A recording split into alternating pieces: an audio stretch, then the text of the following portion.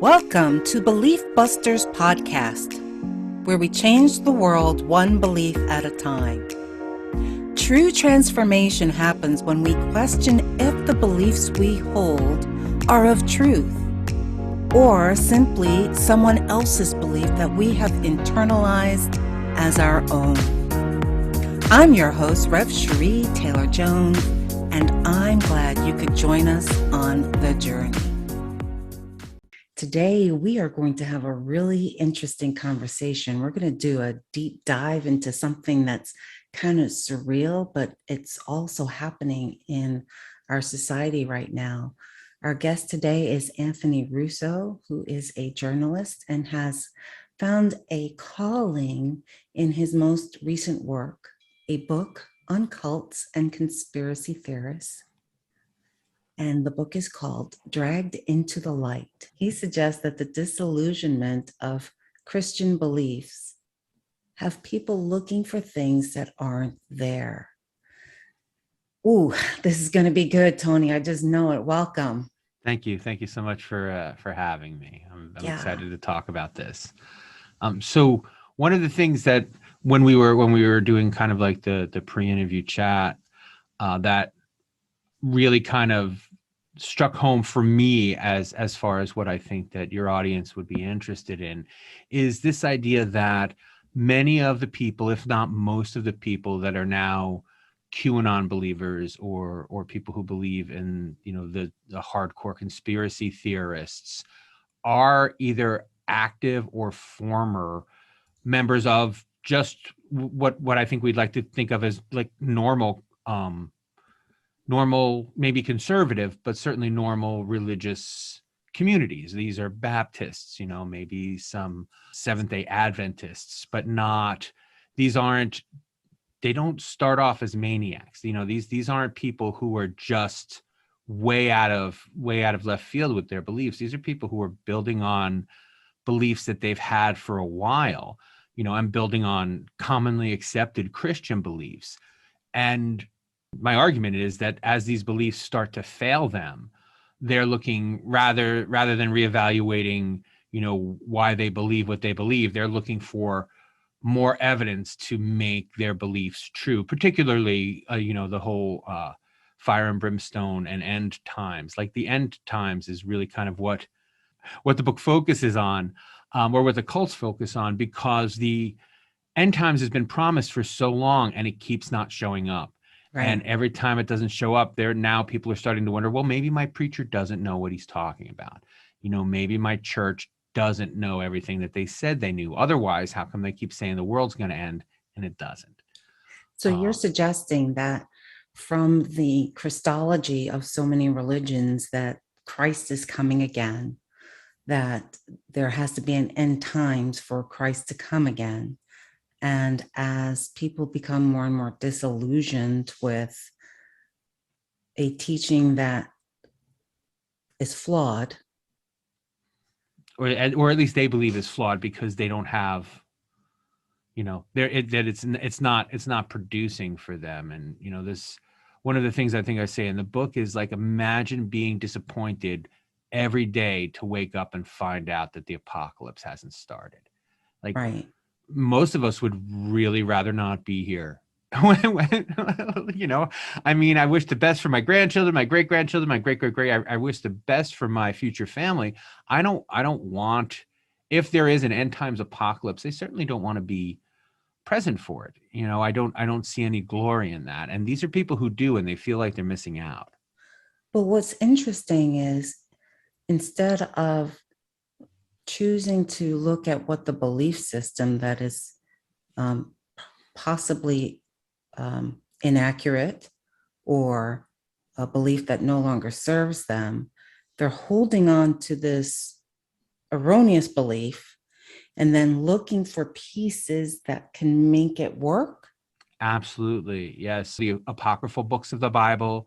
And so they're the ones that got cut out in an early edit. So like the Book of Mary Magdalene, stuff that's in the Dead Sea Scrolls, things like that. And one of those is called the Book of Enoch.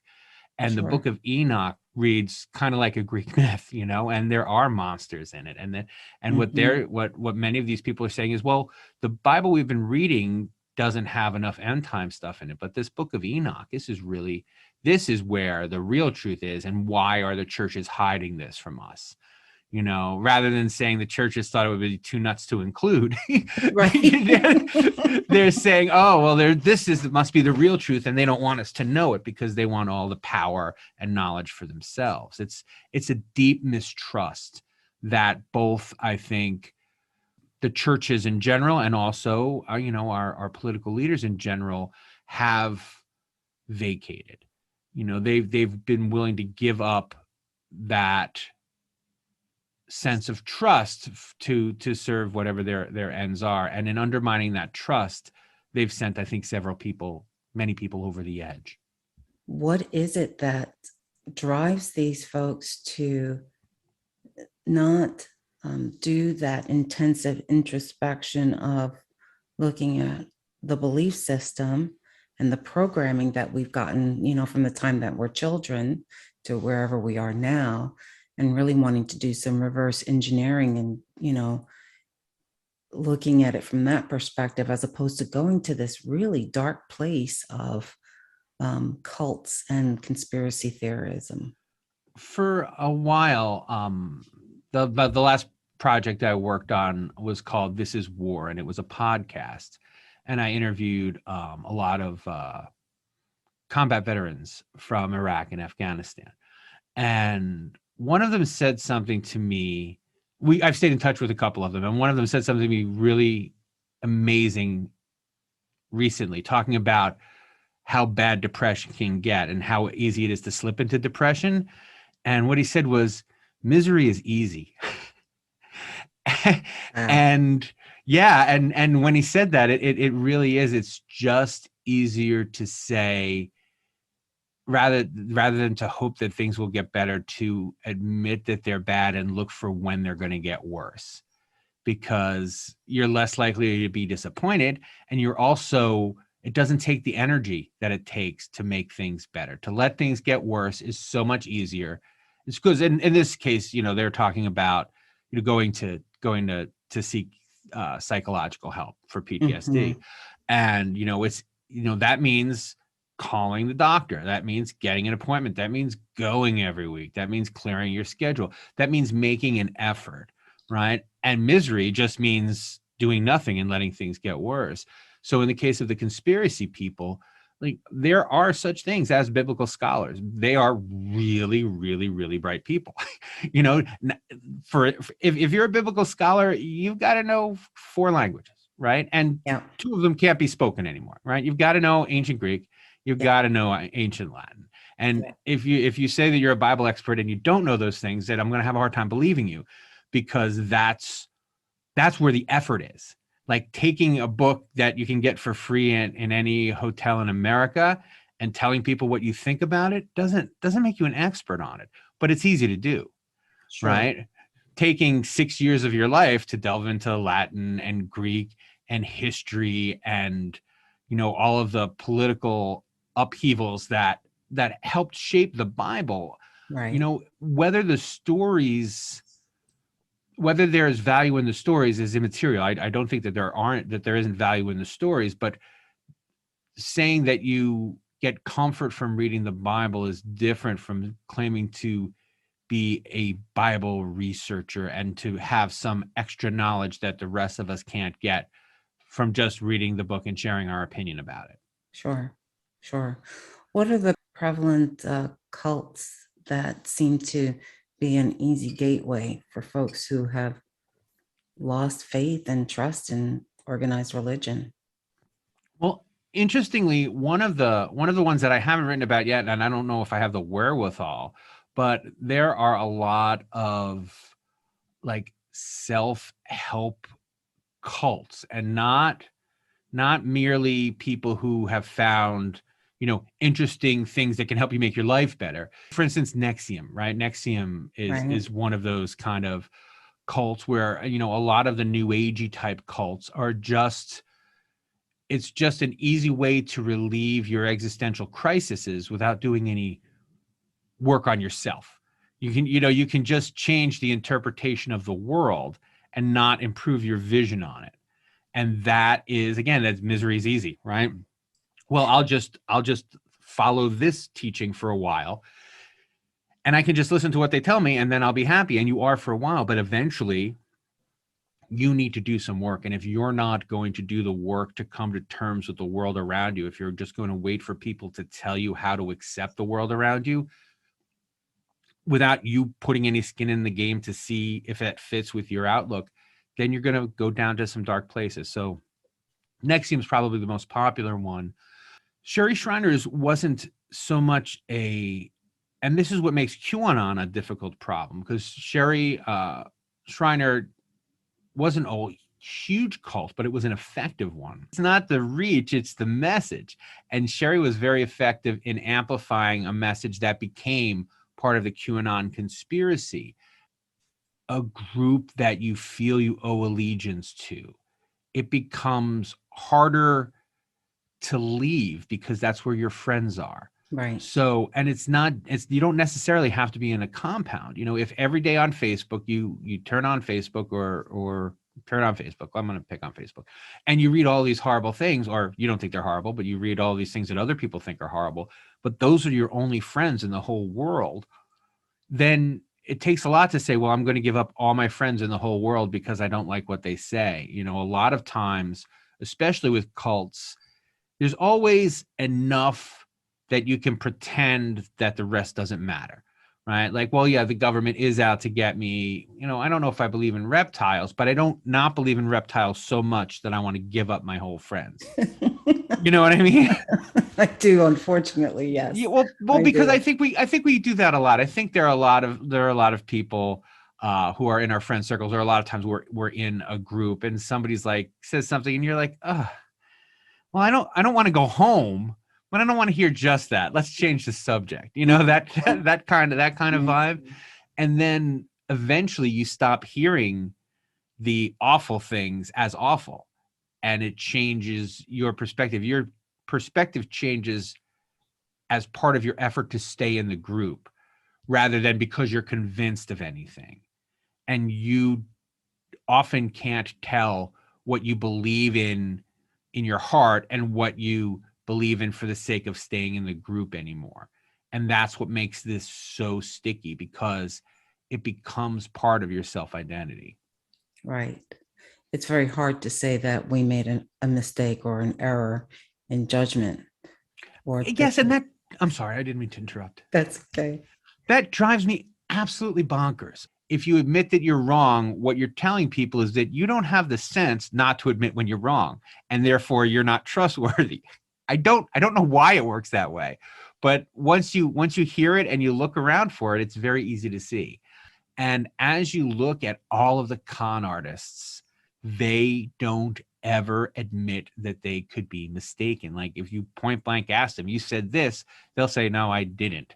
Right. Well, this is you saying it. Well, you've misinterpreted it. You didn't see the whole thing. Well, this is the whole thing. Yes, but I was commenting on something I had said. There's no stopping them, and except by ignoring them. And that's where it gets frustrating, and then we're like, how does the world get so awful? And it's, well, we help to amplify it. We amplify it by our attention and make them cling more fervently to their beliefs, because then they feel even more attacked. So let's back up a little bit for our listeners. Sorry, No, you're good.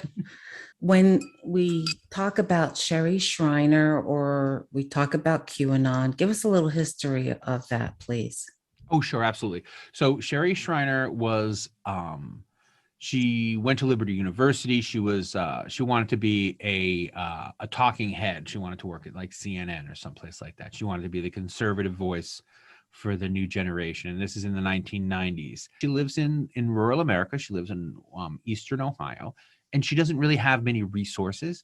She has an education. By the time she was done, she'd had at least been in school for 5 years.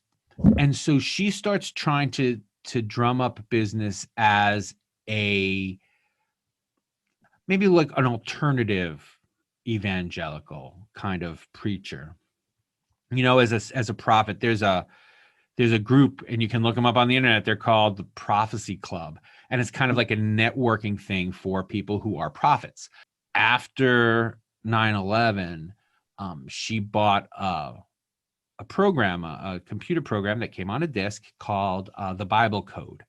And I don't know Okay. if you recall the Bible Code, I again, do. very big in the early 90s. And then once there were Mhm. computers, people started making these discs where you could plug in a couple names and then it would show you where they appeared in the Torah, and you could prophesize Right. based on those names. So Right. she started doing that, and she found out all these revelations about herself. A direct descendant of King David.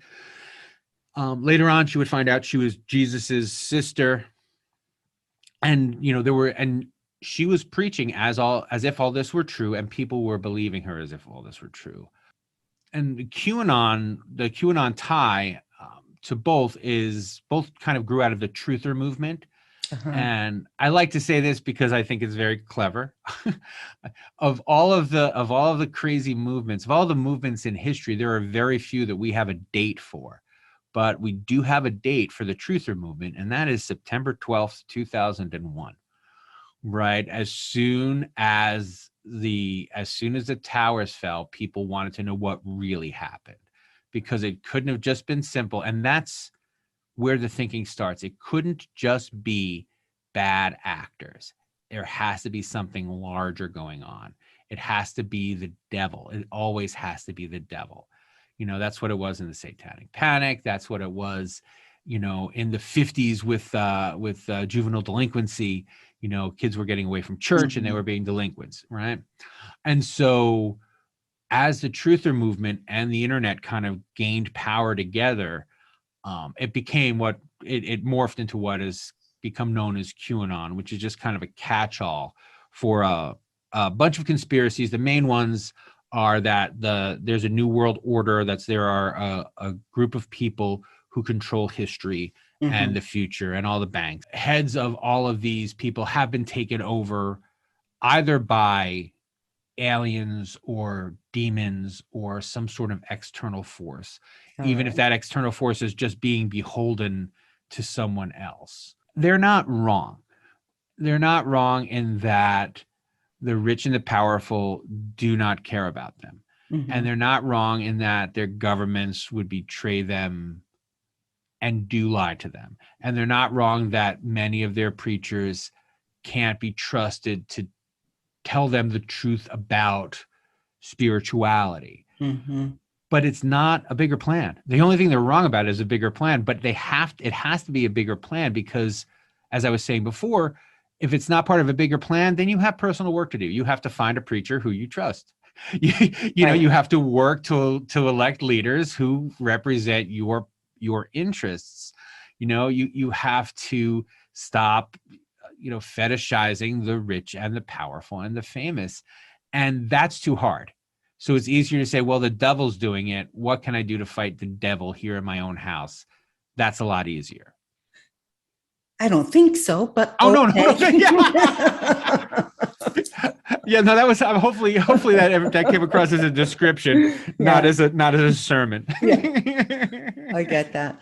So one can say that QAnon just is kind of like a global umbrella then for all the like different conspiracy theories, especially when it's talking about the bad guys trying to take over the world kind of thing. Right, absolutely. Yeah. So you espouse these beliefs, but it doesn't necessarily make you part of a larger thing. It's more like you're participating in an instance rather than, subscribing to a litany of precept beliefs that everybody has to hold. Like you can be a QAnon believer but not believe in reptilians taking over Mhm. people's brains. Mhm. You can just believe that, the people are conspiring against you. When we're talking about this subject of people who are disillusioned by religion, disillusioned by faith leaders, it just seems like this is a could be a serious issue.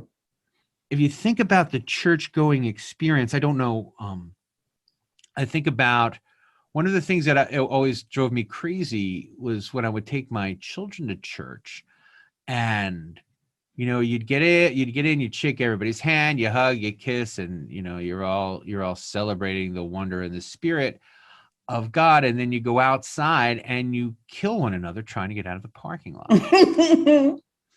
And I'm like, this doesn't, why, how is this? Like, you just shook my hand and said, peace be with you 14 seconds ago. Now you're giving me the finger because I'm not moving fast enough out into the intersection, Mhm. and now they don't have to do that. They can just get their beliefs. People can just get their beliefs as they like them in the privacy of their own home. They don't have to fight with people in the parking lot. They don't have to listen to preachers or priests who say things that they don't necessarily agree with. Sure. You can 100% get what you agree with if you look hard enough.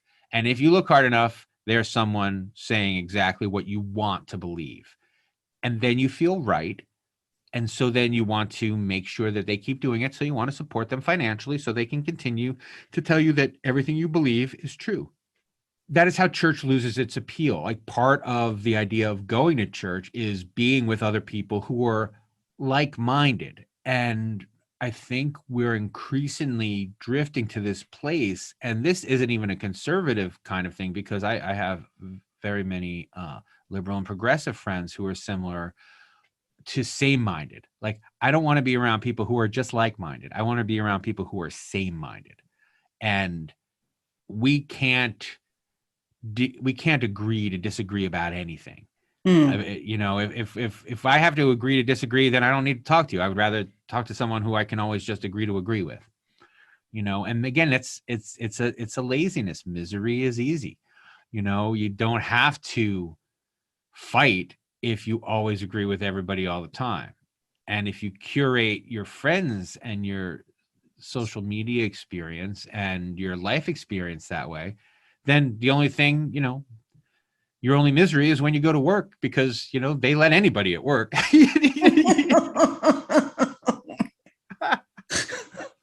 All right. So how do we support people who have become to that place of disillusionment? And it sounds juicy and interesting to buying into the conspiracy theories. How do we help them in doing the work that is theirs to do? To really question their beliefs. If you think someone's in danger, then convince them to seek help. Discussing why they want to have faith in this one particular thing is a really interesting place to start these kinds of conversations. So why do you want to accept that, Justin Bieber, A, why do you care if Justin Bieber is a reptile? But B, why do you want to accept that he's a reptile as part of your spiritual journey of serving a higher power, of serving God in this? How is Right. that even a spiritual journey? To have this kind of thought that reptiles are taking over, or you're getting microchipped or whatever it is. How is that even considered to be of faith? Well, I think it's because the reason that you want to avoid being chipped is because you want to be of service to God. God put you here to fight the devil. And so there's this kind of martial attitude where you're fighting evil and you're fighting evil and you're fighting evil. And you have to know what evil is before you can fight it. And so you have to root out evil and then fight it. And that's all the what's of it, right? But they genuinely believe that they're doing the Lord's work.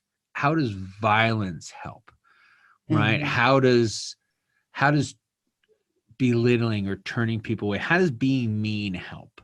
And there's an unhappiness and a dissatisfaction and also this feeling of smallness. But one of the things that I think is at least an effect is more even than looking at all the stars in the sky. 20 minutes on the internet will remind you of how insignificant you are. Nobody cares what you have to say. Nobody cares about your life. And it's a feeling that the internet generates, and it's not a true feeling, but it's that, I only got 12 likes on that post, or no one's listening Mm. to my witty insights. Nobody's clapping for my memes or what have you. And it can make you feel small. And people who look like me, and especially people who look like me and who are my age, we hate to be made to feel small, and we lash out, and there's a lot of lashing out going on and disguising itself as faith. And I think if you can invite people to realize that, that can be helpful for both you and them, but driving them away is counterproductive, because it just feeds into their persecution complex that everyone is out to get me and nobody understands me. So it's really about looking at the beliefs that we buy into in society, that meaning if I have 12 likes, there is some formula there that says that I'm not loved, right? Or I'm not lovable. Right. Yes. And so the work really is about how do we challenge those beliefs that are external beliefs of what success looks like, or what faith looks like, or what spirituality looks like, by doing our own internal self-awareness, self-emotional maturity, spiritual maturity work. Absolutely. I agree with that 100%. What is my responsibility in this? Always, like, Right. how, because you're the way that you feel about things and the way that you react to things is possibly the most control you can have. And of course, you could say something insulting to me and I could be immediately insulted. But before I say something mean back, I could say, well, A, was she trying to hurt my feelings? And B, was she right? And if you were right and not trying to hurt my feelings, then you don't deserve a lashing out at. Or if you were wrong and not trying to hurt my feelings, you still don't deserve to be lashed out. We should be able to feel like we can speak honestly to one another, but realize that that honesty is going to come with some hurt feelings, and that the hurt feelings have to be in good faith. It has to be a good faith. I know you're not trying to hurt my feelings. I know that you're saying this because you believe it, but it did hurt my feelings. And now we can go forward.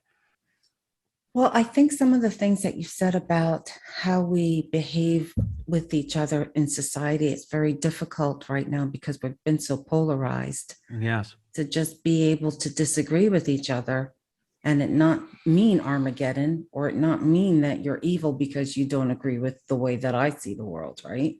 I think it's very important for us to separate who we are from how we vote, separate who we are from who we affiliate ourselves with. Right.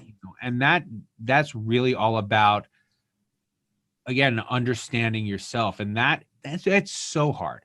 Am I behaving the way I think I'm behaving? Like, are other people getting from me what I'm projecting? Right. Because if they're not, then only I can change that. So if everything you say offends someone, it's time for you to say, well, maybe I have to change the way I talk to people. I understand what you're trying to say, in that we have the ability as humans to really do self-evaluate, is the way that we're being seen by people the way that we want to be seen. And if we do have a sense of spirituality, does my spirituality means that if you don't agree with it, that yours is wrong and yours is evil? That Satan's got you. Yeah, absolutely. That turns someone into an enemy for no good reason. Right. And I mean, enemies are easy enough to come by. We don't have to go out looking for them. Right. And so there's something in the conspiracies that bands people together against an evil entity. Exactly. Right. They are part of a core group that is right, fighting against everyone else who is wrong. One of the members, one of the Sherry Shriner believers that spoke to me, there's this idea that there are the good guys and that there are bad guys, and then there are people in the middle. And now sometimes the bad guys can possess the people in the middle and make them do bad things. But for the most part, the people in the middle are just potential collateral damage. right? So if you're not a member of the Bilderberg group, right? If you're not a member of the New World Order, or if you're not or if you're not saved, one of the 144,000 people who are definitely going to heaven, Well, no, yes. yeah, then you're in the middle, and your soul is up for grabs, and they're fighting for your souls. Each side is fighting for possession or control of your soul. You need to be one of the saved. If that is Right. critical to your self-identity, then you're going to do anything to defend that. Is there a way for us to engage in love and not add to the delusion? Not talking about facts is really helpful. Not pointing out that the queen is definitely not a 9-foot reptile is useful. Talking to people about things that you can agree on. You can find common ground and say, yes, we can work together here. Here you and I can say, yeah, I wish they would pave the streets, or taxes are too high, or whatever. You can have a nice conversation about something that's meaningful, but also that's not polarizing, because we all want the best for our towns. I mean, we say we want the best for our country, but what we really mean is we want our country to look the way we want it to look. Mm. But we really do. We all want the garbage picked up. We Mhm. want the kids to be safe in school and happy. So And finding common ground. right, and being more trustworthy. We have this complete loss of trust in so many things, and being able to restore that isn't something we're going to do in big sweeping ways. We're going to do it in small interpersonal ways. We're Mhm. gonna be nice to a stranger, and then to say, oh, not everybody's an idiot. Like, oh, look, Mhm. that person, sometimes you need someone to be not an idiot at a specific time. And if they do that, it makes your day better. And you're like, all right, maybe people aren't all that bad. I think what it really boils down to is that we deal with the individual on an individual basis, Yes. finding the commonality, not being pitting their facts against my facts, which are really nobody's facts anyway, right? Absolutely. One of the things that I'm becoming a little vocal with among my friends, among my trusted friends, I do not like the word Trumpers at all. Okay. Because when you say they're a Trumper, it's like you're supposed to know everything about them, Mhm. and it's a shorthand that only makes you angrier and doesn't make you smarter. To find new ways to categorize people negatively is just counterproductive. It means that you're playing into the hate, and finding ways not to play into the hate is what I think is critical. And being conscious of your participation in adding to anxiety in the world, is critical. Somebody's got to make it not worse, and it could be you. There are people who hide their deep depression behind these beliefs, and that's something that it's important to be aware of. When people are wrapped up in these conspiracy theories, a lot of times it can be a way to stay on the internet all night, Mhm. feeding this emptiness. And that's the only thing, especially if it's a person that's close to you, are they acting out of faith, or are they hiding from some depressive feelings? Mhm. And it's something that you should at least be aware of when you come, like if it's a person in your life. Tony, tell us where we can get your book. You can get it at any place you get books. So you can get it at draggedintothelight.com. There's a link there, but you can get it on Amazon. The audiobook came out last week, so if you'd like to listen to the audiobook, the audiobook is more popular and better reviewed than the print book. I don't know what that means, but I'm happy. I'm happy about that. Cool. Yeah. Well, Excellent. thank you for joining us and just opening up this dialogue. We don't really talk about these kind of things in the spiritual realm. When we're talking about spirituality and personal development, we don't go here. So it's been just an eye opener just to be able to engage around it. So Yes. thank you. Well, thank you. Thank you for giving me the opportunity. Sure. And for our Belief Buster posse, I'm glad that you joined us on this really interesting and controversial topic. You don't have to believe in everything, but we can dialogue about it, right? We don't have to make each other wrong. We don't have to persecute each other. We can just be interested in what our fellow humans think about, what matters to them. All right, so be kind out there. See you next time.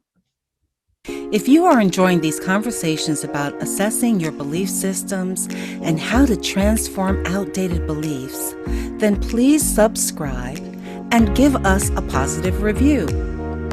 To support this podcast and its transformative work, you can also become a sponsor for as little as $5 a month. You can reach Rev Cherie at info@beliefbusterspodcast.org.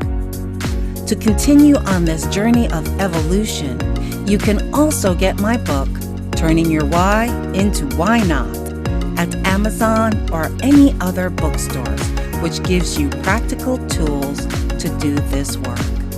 See you next time on the flip side.